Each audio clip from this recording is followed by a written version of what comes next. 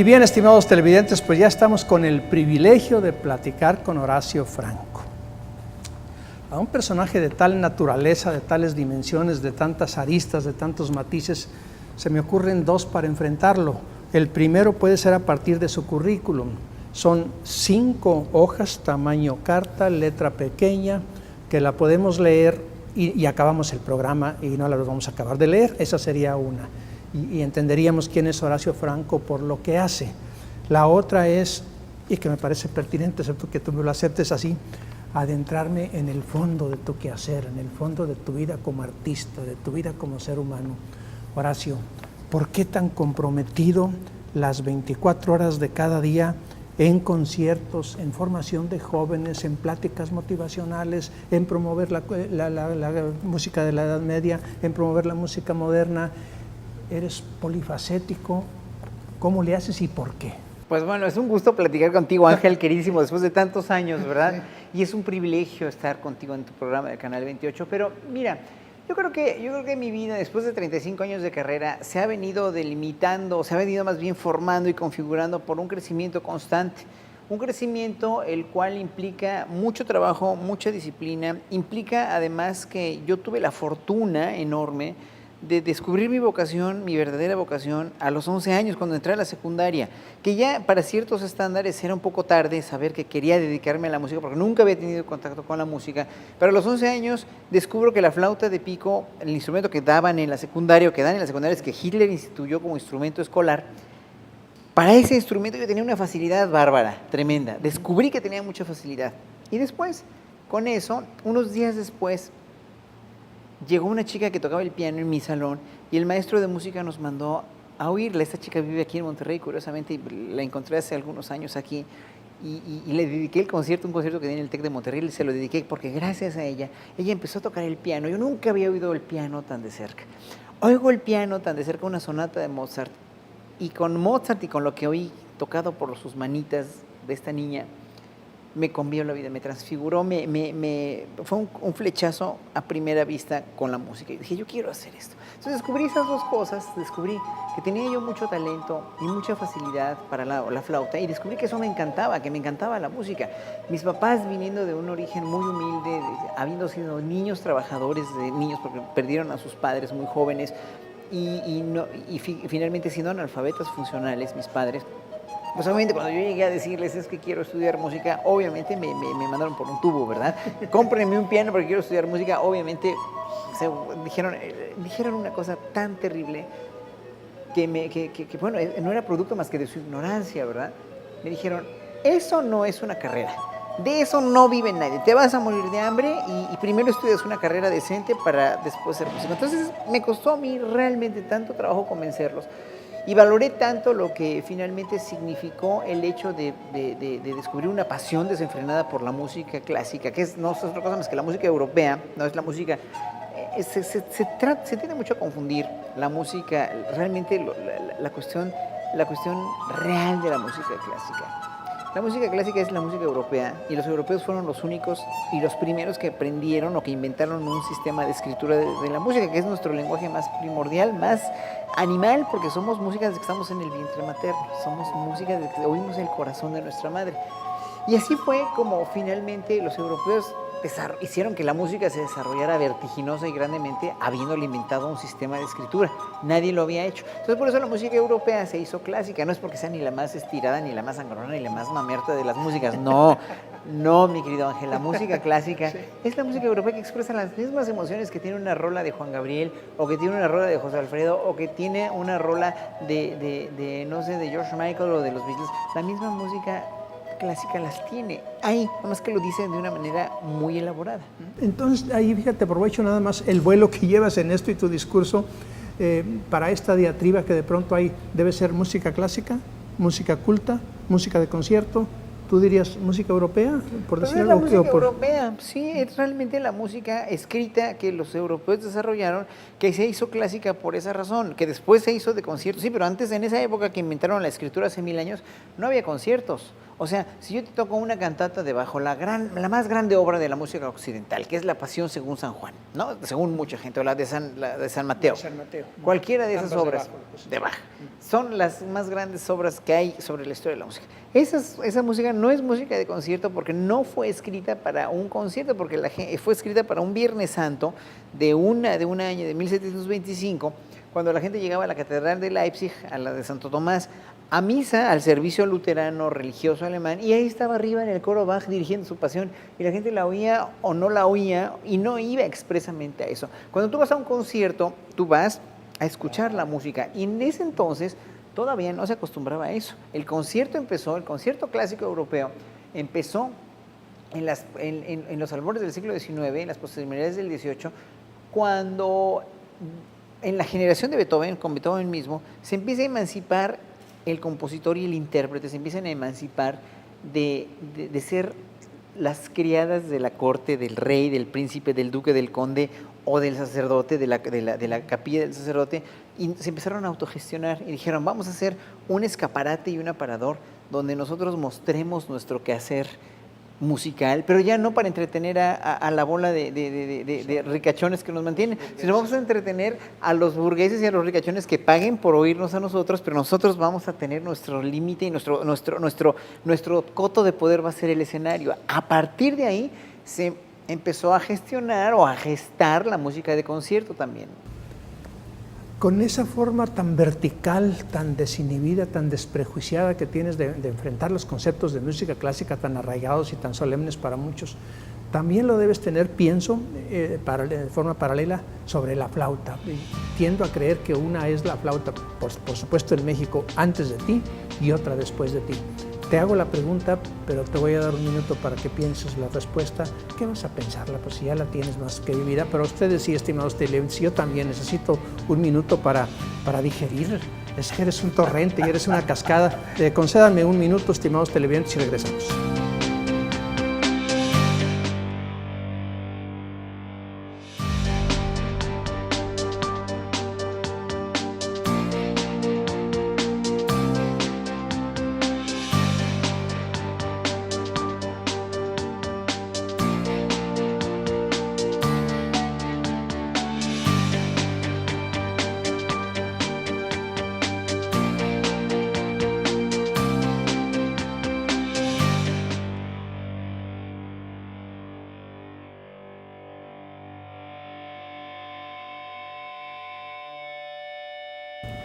Estimados televidentes, con este torrente de conocimientos de vida, Horacio Franco, rápidamente Horacio, así como analizas y ves la música, te decía, la flauta, ¿qué es la flauta y por qué y cómo la has llevado y cómo la has concebido para reunir Bach y los Beatles? Mira, la flauta podría toda la gente pensar que es el objetivo principal de mi vida y no, es el instrumento nada más, es la herramienta que tengo yo para expresarme. Es el instrumento que me tocó tocar en la vida porque finalmente fui como el burro que tocó la flauta, finalmente. Me entero a los 11 años que tengo talento y exploto ese talento hasta poder irme a estudiar con un maestro después de muchos años de haber sido autodidacta. Y finalmente, después de toda esta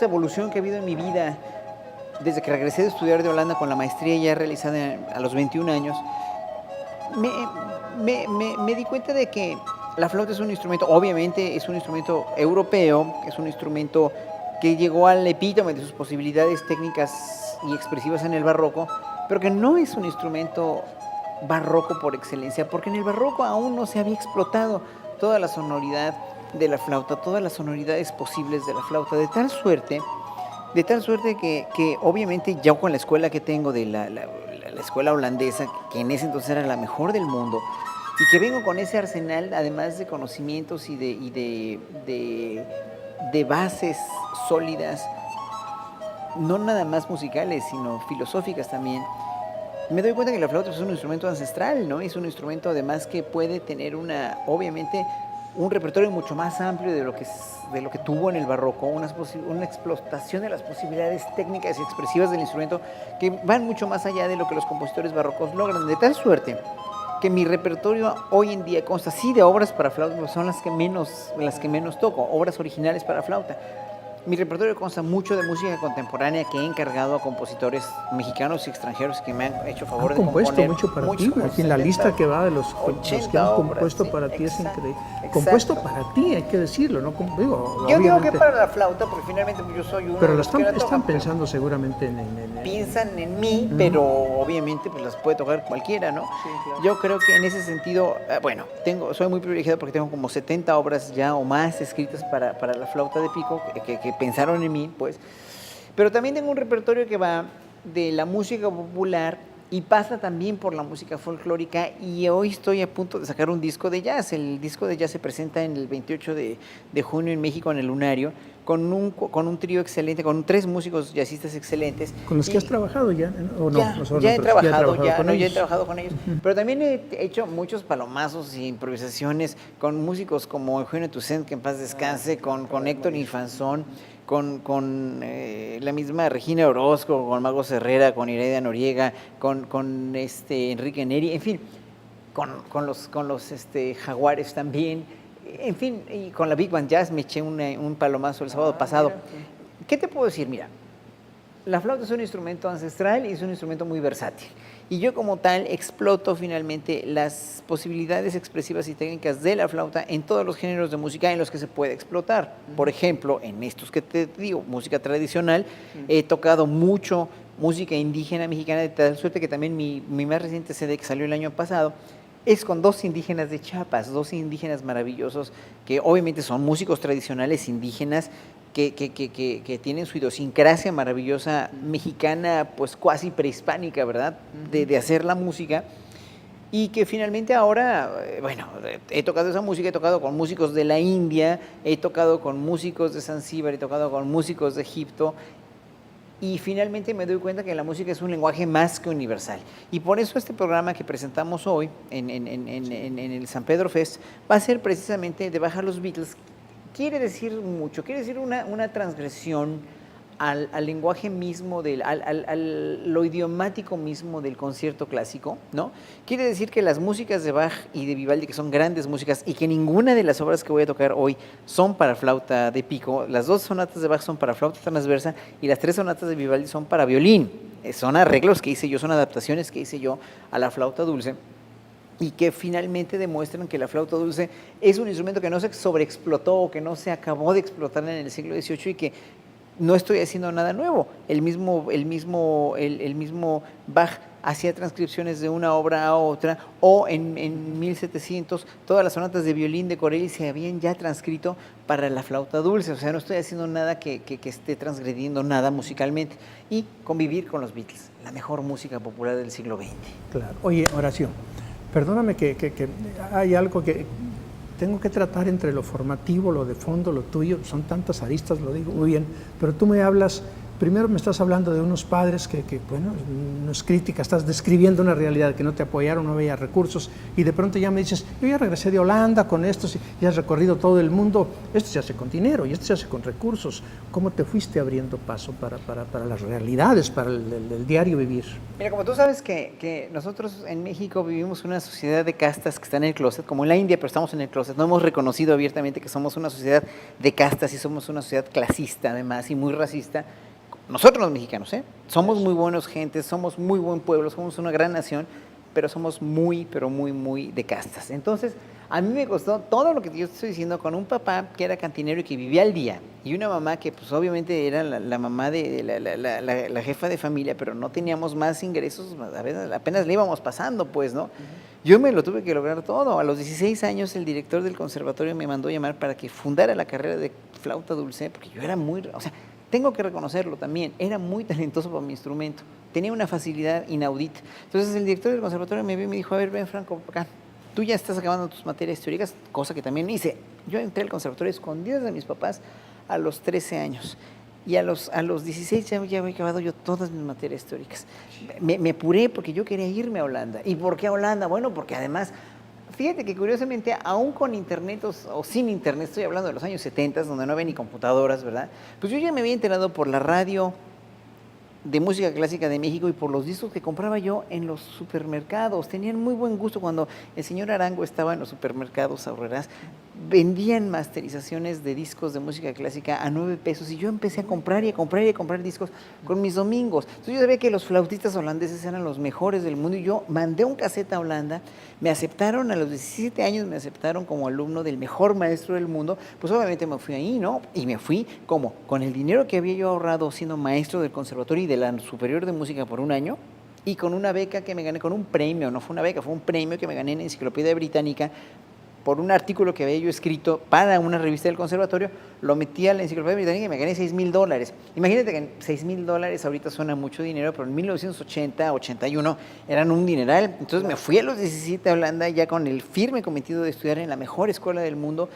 Siempre fui muy certero, siempre fui total y absolutamente, ahí voy. O sea, quítense que voy como jamelgo, así, directo. Eso fue realmente para mí la gran motivación de hacer lo que me apasionaba en la vida. Ya me cansé. Yo también. Qué bárbaro con esa trayectoria. Así que vamos a tomarnos otra vez otro respiro. Y yo quisiera que, aunque fuese así a brocha gorda, le tocásemos un poco tu sentido social, tu trabajo que haces, tu magisterio, que no es solo musical, sino humano. Por esto será algo de que nos tomemos un pequeño respiro.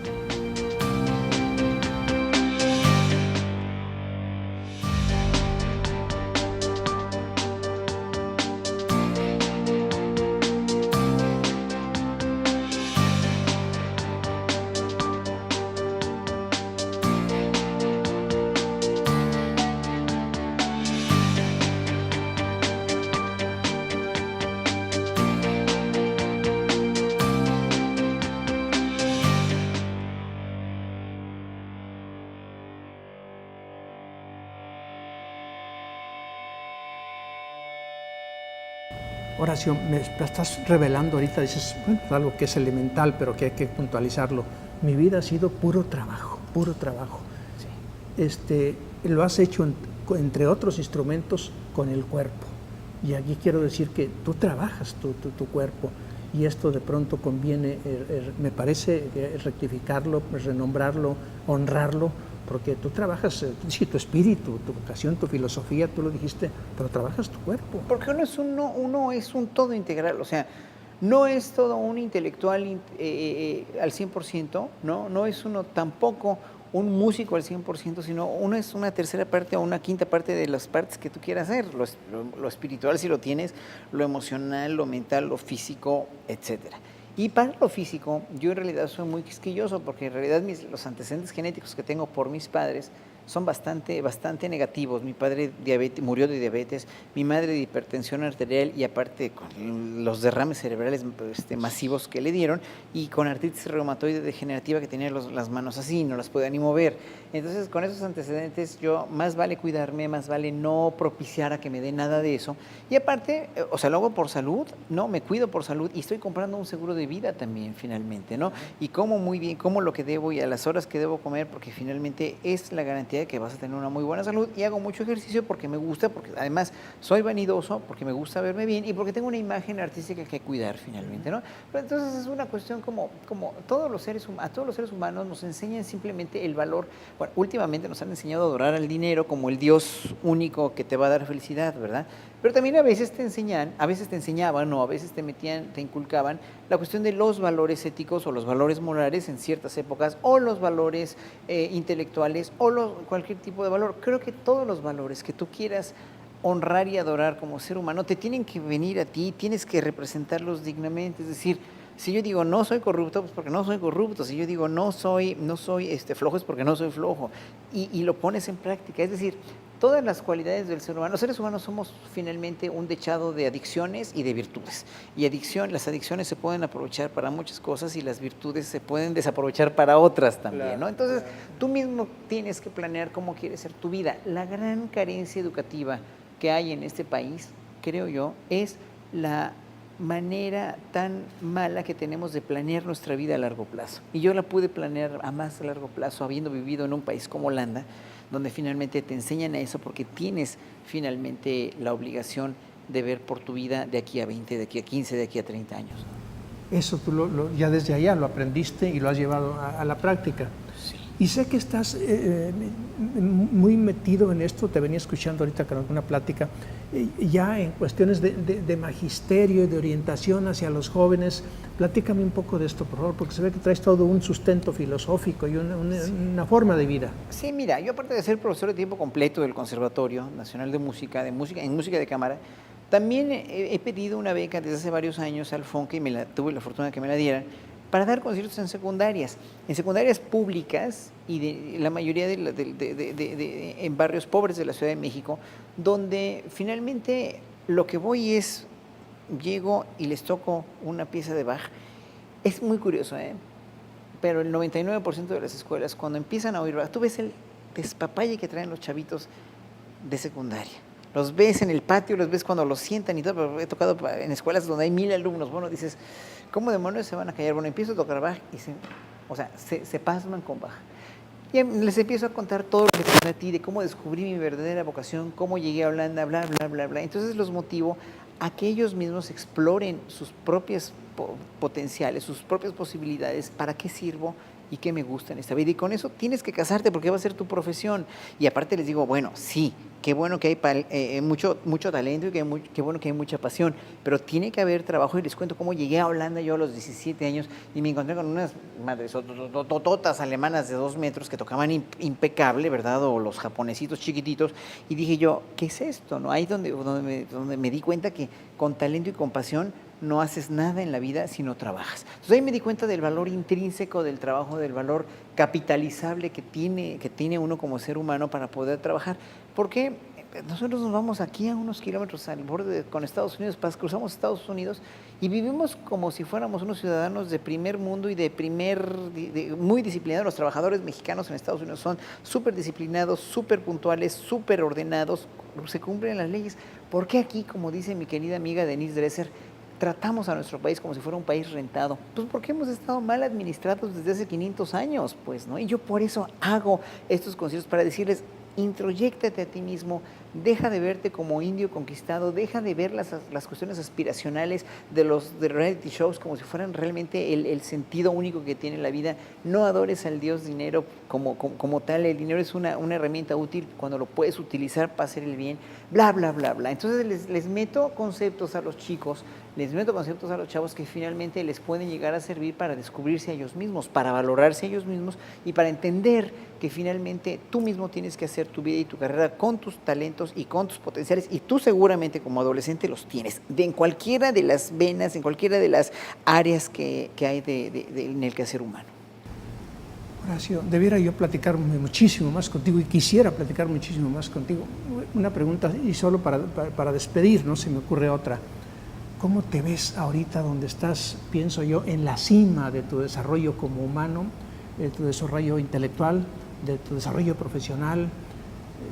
¿Cómo te ves? ¿Cómo sientes después viendo allá en el tiempo a ese niño donde sus padres le dicen, aquí no hay más que ponerse a trabajar porque no hay para esto? ¿Cómo percibes eso? Pues yo me veo como cualquier señora que tiene cerros de ropa que lavar y que planchar. Todavía no he llegado no he llegado a la cima. Yo cuando llegue a la cima es cuando ya me voy a morir. En ese momento ya me quiero morir.